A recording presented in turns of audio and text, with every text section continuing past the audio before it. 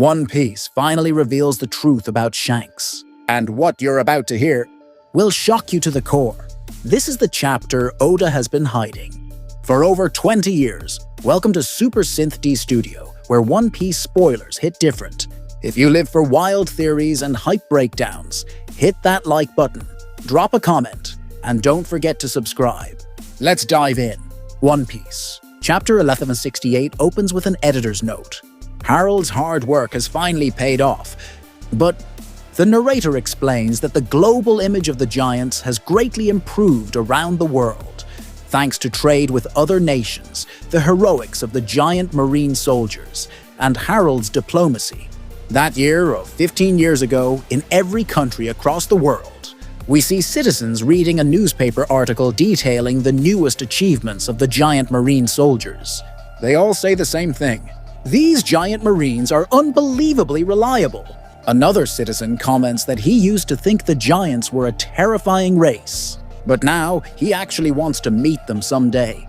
At a harbor, we see a chef purchasing imported goods shipped from the land of Elbaf. This chef plans to buy even more seafood products from Elbaf, because dishes made from Elbaf's marine ingredients have become incredibly popular. In another location, we see a cargo ship with Umit written on the side, carrying several massive logs loaded on board. Umit is personally overseeing the sale of Elbaf cedar, a type of wood with unbelievably high quality. However, transporting these logs from Elbaf is a massive hassle, which is why this wood is extremely rare on the market. And of course it is, because to get these giant-sized logs, you have to sail your ship all the way up into the Sun World area first. If anyone has forgotten who Umit is, he's one of the underworld emperors who controls global cargo and shipping operations. His first appearance was during Big Mom's tea party. Someone then buys all of the wood directly from Umit. The scene shifts to the new world, Elbaf. Roars of celebration echo everywhere as the giants chant Harald's name.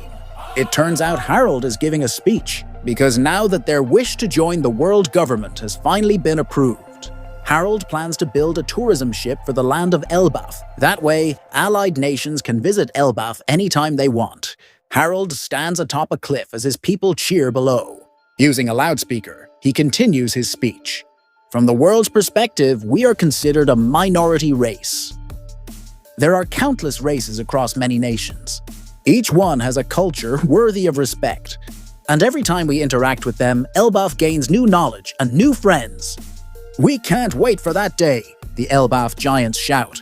Just one more step. The future is looking bright, Harald concludes. So we can finally retire as warriors, huh? Say several citizens. Harald smiles wide. In his heart, he vows to fulfill this dream to the very end. All of it for Ida. The scene cuts to Walrus School. We see Elbaf children playing handball. Harald is speaking with Saul, right in front of the school gates. Harald expresses his deep gratitude to Saul and to all the Elbaf scholars for their hard work. Saul says he's happy too, because this is far better than letting children swing swords all day. Saul then asks Harald whether he isn't afraid of losing it. Losing what refers to Elbaf's military power. Harald answers that he no longer believes military strength defines a nation, because Ida taught him everything. To have met her, that was the true treasure of my life, Harald says. And as he speaks, we see a grave, marked with Ida's name. Ida is gone. And then, we're taken into a flashback inside a flashback, showing the final moments Harald shared with Ida. At that time, Harald was visiting Ida, who was still lying in her bed because of her illness. Ida told Harald that Elbaf had truly changed. Ida remembered the first time she ever came to Elbaf. Back then, internal conflicts were everywhere, and everything felt terrifying. But slowly, Harald managed to change all of that. Ida smiled. She knew that kids now go to school to learn, and the happy laughter she hears from all those children makes Elbaf feel like a completely different country today. With a big smile on his face, Harald said, "Old customs, strange traditions, all those bad habits from the warrior era must be thrown away." Ida was shocked, because she actually loved the pride of being a warrior. She even thought it was really cool. Ida reminded Harald that people should honor their own culture. Harald grew frustrated. One of the reasons he wanted to erase Elbaf's traditions was because he and Ida were never allowed to officially get married, simply because Ida wasn't a true-born giant of Elbaf. That was a part of Elbaf's culture Harald would never accept. But Ida laughed at him softly. She realized Harald was trying to make her the Queen of Elbaf. "You say things like that. So sweet. It's adorable," Ida said while coughing. Harald then asked Ida about Loki. Could Loki be treated as Hadrudin's little brother? And Ida answered that she always thought of Loki that way, deep in her heart. Ida chuckled again. She said that even just knowing that feeling existed was enough to make her feel full, as if she had eaten a great feast. Then Ida asked, "But is it really okay? Harald, you're going to be king for everyone, you know. That's going to happen soon, isn't it?" As she asked this, Ida slowly laid back down on her bed. Harald replied with excitement, saying that very soon, they'd finally connected to the world, and their world would expand tens of thousands of times over. And when that day comes, Harald invited Ida to adventure together again, just like they used to. Ida looked genuinely excited by his idea, and she really looked forward to the day it would happen. "I am too," Harald said.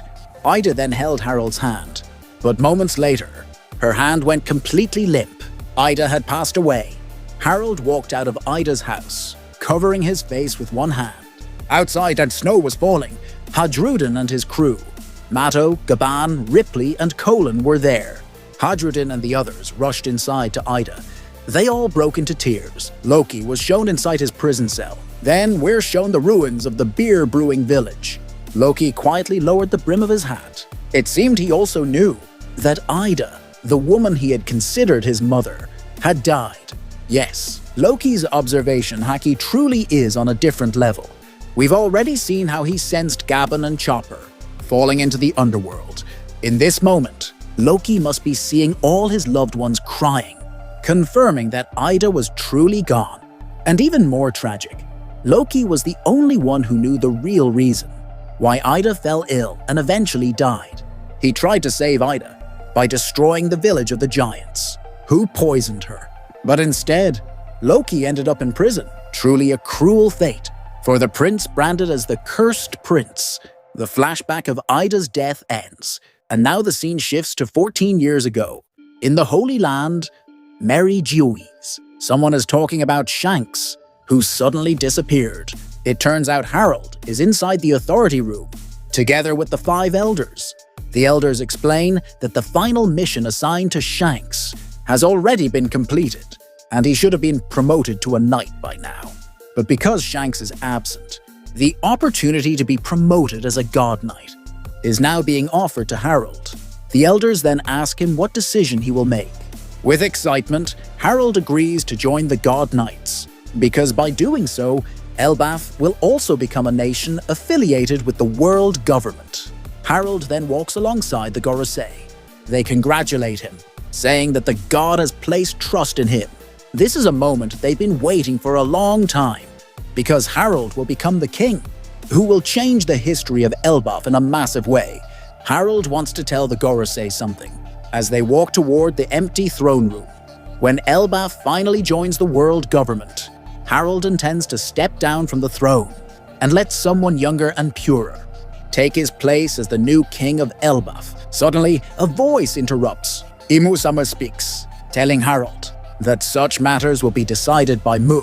Imusama is shown sitting on the empty throne. This shocks Harald completely. He asks why anyone is sitting on the empty throne. Imusama then orders Harald to come closer, because Mu has been observing him all this time. Suddenly, a loud scream echoes from within Pangaea Castle. It's Harald's scream. With a serious expression, Harald is shown crouching down and clutching his left arm. Imusama is giving Harald the Deep Sea Covenant mark. The mark on his left arm immediately transforms, identical to the symbol Saint Killingham carries on his own arm. Harald feels a terrifyingly powerful force surging through his body. That is called immortality. Mars says, "Gives you chills, doesn't it?" While Curie adds, Nusturo even says, that Harald's power has now surpassed that of a monster, and he could be considered a weapon. Finally, you have become an eternal knight in Mu's service, Imu-sama declares. Harald stands and faces Imu-sama, saying that he still can't fully grasp the immortality Imu mentioned. Imu then orders Harald to create an abyss in Elbaf, which will serve as the connection between Mu and Harald. After Harald completes his final mission, his wish will be granted by Imu-sama. Yes, Elbaf will be officially recognized as a nation affiliated with the world government. As Imu issues this command, Harald is shown sailing back to Elbaf on the royal ship. When he arrives, he's welcomed joyfully by his people. Now here's the interesting part. Why did Shanks suddenly disappear right when he was about to be promoted as a God Knight? It seems Shanks already knew that joining the God Knights meant being forced to obey the God and never being allowed to disobey any command. Shanks joining God's Sword was never about serving the world government, but about gathering as much intel as possible about Mary Joyce. Could Shanks have been a spy for Monkey D. Dragon this whole time? In One Piece chapter 1167, we saw Shanks joining the world government, becoming a member of God's Sword, the right hand of the God Knights. But strangely, Shanks helped Fisher Tiger, who was still a slave of the Tenryubito at the time, escape from Mary Joyce. Yet in front of Shamrock, Shanks pretended he wanted to catch the culprit, even though he was the culprit. It's clear Shanks had a hidden agenda when joining the elite force of the world government. He even asked Shamrock to tell him more about Mary Joyce and asked it to take him deeper into the Holy Land, not for recreation, but to gather as much intel as possible about what truly exists in Mary Joyce. And obviously, Shanks would have passed that information straight to Monkey D. Dragon. Dragon knows the exact number of God Knight members. When Dragon mentioned their names, we saw 8 silhouettes of God Knights. It's not because he met them at God Valley. At God Valley, only 7 God Knights were shown. It's clear Dragon learned this from Shanks. Even the silhouette of Shamrock appears, meaning Dragon received updated intel about the current God Knights. On top of that, during the rescue mission for Kuma, the Revolutionary Army knew the exact location of the Tenryubito's food storage. That's how Sabo burned it down so quickly. Where else could they get such crucial intel, if not from someone who knew every corner of Mary Joyce? There's another big question. How did Shanks know he was the child of a Tenryubito? Even Roger's crew didn't know. All they knew was that Shanks came from God Valley. Only Dragon knew the true origin of Shanks. That means they met, and their meeting must have happened during the execution of Goldie Roger. Both Shanks and Dragon were in Logtown that day. It's possible Dragon told Shanks everything that truly happened at God Valley, including the final message from Shanks' mother, who was killed by Shanks' own father. This might be what fueled Shanks' mission for revenge, to destroy the world government. And Shanks' most damaging act toward the world government was stealing the mythical Zoan Nika Devil Fruit right out of their hands. The scene then shifts to Oris Castle. Harald is shown sitting on his throne, and we can clearly see a pentagram mark, an abyss, right in front of it. It turns out Harald is currently speaking with Imu-sama. Through telepathy, Harald asks Imu-sama to repeat the command that was just given to him. Imu-sama orders Harald to mobilize all the giants of Elbaf to form a historic army, a giant warrior armada that will stand alongside the Marines to serve the world. But before Imu finishes speaking, Harald rises from his throne and lifts his hand. He asks Imu to listen to his explanation first. Every effort Harald has made was to free Elbaf from war, and if there were any giants whose fighting spirit still burned wildly, Harald would simply encourage them to join the Marines. Harald's voice echoes all the way outside the throne room, making the guards wonder who their king is talking to, because inside that room, Harald is completely alone. Imu-sama's eyes suddenly appear inside Harald's mind, as if hypnotizing him. Imu reminds Harald that he once said he was willing to atone for the dark history of the giants, even if it meant becoming a slave. Harald clarifies quickly, saying those words were meant only for himself. Hearing this, Imu becomes even more irritated. The sins of the giants past cannot be carried by Harald alone. Imu commands Harald to stop resisting the order. Harald is shocked by Imu's words. Imu explains that Harald can never oppose Mu because those who make the Deep Sea Covenant are granted overwhelming power and immortality, with the price being absolute obedience to the command. No matter what you think, you will still carry it out. Imu-sama concludes, and now Harald can no longer control his body. His body moves on its own, compelled entirely by Imu-sama's will. Harald can only stare at the Deep Sea Covenant mark on his left arm and speak within his heart, "It's useless. He's taken over my body, Elbaf. They never intended to welcome us into the world circle. Damn you, Imu!" Harald shouts, calling all guards inside the castle to gather immediately. The king declares that they plan to turn Elbaf's warriors into slaves. The royal guards are confused, wondering what exactly is happening to their king. They don't even understand what Harald just said. Some think someone else must be inside the throne room. Harald now grips his sword. Without hesitation, he orders all the guards to bring chains and tie him to a pillar. The guards are bewildered by the king's commands, but Harald urges them to move quickly. He also orders the guards to summon Jarl-sama and his children to come to the castle. The guards explain that Hajrudin is at sea and Loki is in detention for destroying the brewery village. Harald continues resisting his own body, forcing himself to cling to the pillar, but he can't hold his body back any longer. The guards grow even more confused about what's happening to their king. Harald orders them to release Loki immediately because the situation is extremely urgent. The scene then shifts to the underworld, the detention cells. A guard tells Loki that he has been released. Loki is confused, but the guard urges him to hurry to Aura's castle because the king is calling for him. The scene then moves to Jarl's home. Jarl is confused about why he must rush to the castle. He asks what exactly is going on. One Piece chapter 1168 ends by showing a photo of King Harald holding his sword, paired with the narrator's words. Now, let us return to the story. On this very day, a massive massacre took place inside the castle, and the most beloved king in Elbaf's history, Harald, the wise and noble, lost his life. Final note, history is connected, and that's where everything comes together. Harald's fall, Imu's terrifying control, and Shanks' hidden mission that's been running in the shadows since the Age of Roger. Every detail, every betrayal, every secret was never random. This is the moment where the puzzle pieces of One Piece finally start to lock into place.